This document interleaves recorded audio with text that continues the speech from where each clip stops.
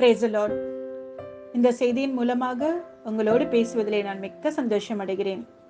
இன்றைய தேவ வார்த்தை உபாகமம் 28 அதிகாரம் 14 வசனம். கர்த்தர் உன்னை வாலாக்காமல் தலையாக்குவார், நீ கீழாகாமல் மேலாவாய்.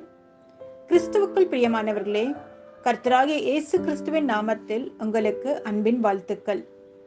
இந்த கடைசி நாட்களில் நாம் அதிகமாக பார்க்கின்ற, கேள்விப்படுகின்ற, படிக்கின்ற செய்திகள் நம்மை பயத்திற்குள்ளாக, கலக்கத்திற்குள்ளாக தள்ளுகிறது மாத்திரமல்ல, இப்படிப்பட்ட சூழ்நிலைகளில் நான் உயிர் பிழைப்பேனா, இந்த பிரச்சனைகளில் இருந்து என்னால் மீண்டு வர முடியுமா, அல்லது இந்த பிரச்சனைகள் என்னை மூழ்கடித்து விடுமா போன்ற பல கேள்விகள் உங்கள் மனதை அழுத்திக் கொண்டிருக்கின்றதா? ஆனால் நமக்கு ஆறுதல் தருகிற ஒரு நல்ல செய்தி என்னவென்றால், நம்மேல் எப்போதும் நினைவாயிருக்கிற நல்ல தேவன் நமக்கு உண்டு என்பதுதான். நீங்கள் வடிக்கின்ற கண்ணீரை அவர் அறிவார். உங்களுடைய மனதில் இருக்கிற ஏக்கங்களை, எதிர்பார்ப்புகளையும் அவர் அறிவார். அவர் சரியான நேரத்தில் சரியான காரியத்தை சரியான விதத்தில் உங்கள் வாழ்க்கையில் செய்ய காத்திருக்கின்றார்.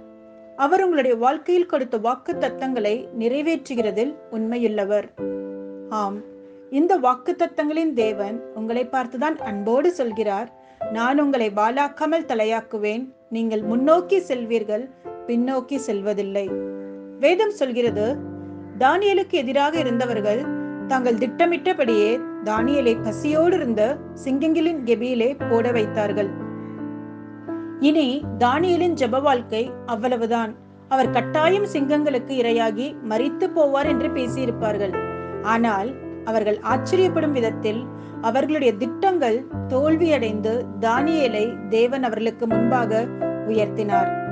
சாத்தானின் பொல்லாத திட்டத்தின்படி யோபுவின் சரீரம் முழுவதும் கொப்பளங்களால் பாதிக்கப்பட்டவராக அவதிப்பட்டார். இந்த சூழ்நிலையிலே யோபு தேவன் மேல் வைத்த நம்பிக்கையிலே பின்வாங்கி போய்விடுவார், மேலும் தன் வியாதியின் கொடூரத்தின் நிமித்தம் மரித்து போய்விடுவார் என்று அவருடைய நண்பர்கள் பேசியிருப்பார்கள். ஆனால் அவர்கள் ஆச்சரியப்படும் விதமாக அவர்களுடைய எண்ணங்கள் தோல்வி அடைந்தது மாத்திரமல்ல, யோபு தான் இழந்து போன சுகத்தையும் அவர் இழந்த எல்லாவற்றையும் திரும்ப பெற்றுக்கொண்டார்.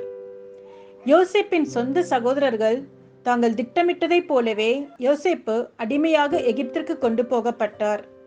அவருடைய சகோதரர்கள் இப்போது யோசேப்பிற்கு தேவன் கொடுத்ததாக சொன்ன தரிசனங்கள் அவ்வளவுதான், இனி அவைகள் நிறைவேற வாய்ப்பே இல்லை, அவரோடு அவைகளும் மறைந்து போகும் என்று பேசியிருப்பார்கள். ஆனால் அவர்கள் நினைத்தது போல் நடக்கவில்லை. அவர்கள் ஆச்சரியப்படும் விதத்தில் யோசேப்பு எகிப்து தேசத்திலே மகிமையின் மேல் மகிமையடைந்ததை பார்த்தார்கள்.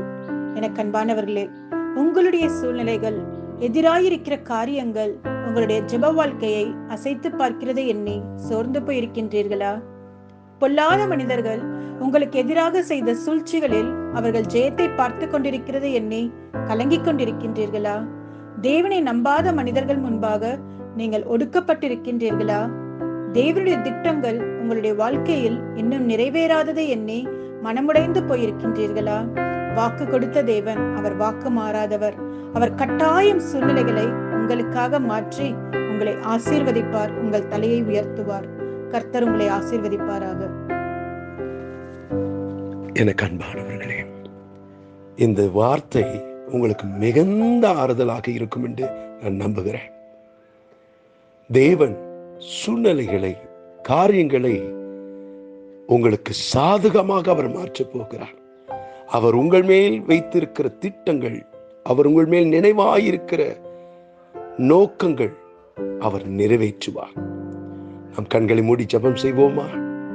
அன்பும் இரக்கமல்ல நல்ல தகப்பனே, இந்த வார்த்தைகளை கண்ணீரோடு ஆண்டவர் என்னோடு என்ன பேசுவார், என் சூழ்நிலைகள், பிரச்சனைகள் எப்படி மாறும் என்று ஏக்கத்தோடு, கவலைகளோடு, பாரத்தோடு கேட்டுக்கொண்டிருக்க ஒவ்வொருக்காக நான் ஜெபிக்கிறேன். அப்பா, நம்பினோரை ஒருபோது நீ கைவிடாத தேவன். நீ வாக்கு கொடுக்கிற தேவன் மாத்திரமல்ல, கொடுத்த வாக்கு தத்தங்களை நிறைவேற்றுகிறதில் உண்மையுள்ள தேவனாய் இருக்கிறேன். அவருடைய மனதில் இருக்கிற பாரங்கள், வேதனைகள் எல்லாவற்றையும் எடுத்து போடுங்க.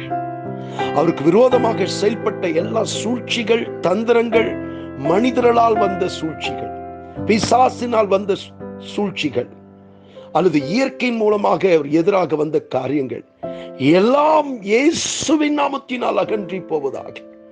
சமாதானத்தை, சந்தோஷத்தை, நல் சுகத்தை கட்டிடுங்க ராஜா. இழந்து போன நன்மைகளுக்கு ஈடாக இரட்டத்தனையான பலன் வரும் என்று வார்த்தையின்படி நன்மையான நாட்களை அவர்கள் காணட்டும்.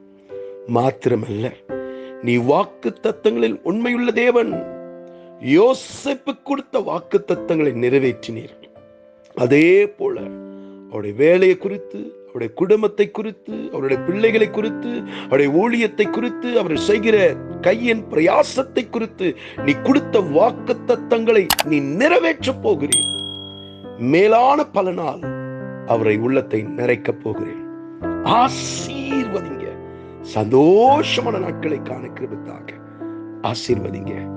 ஆமென். ஆமென். God bless you.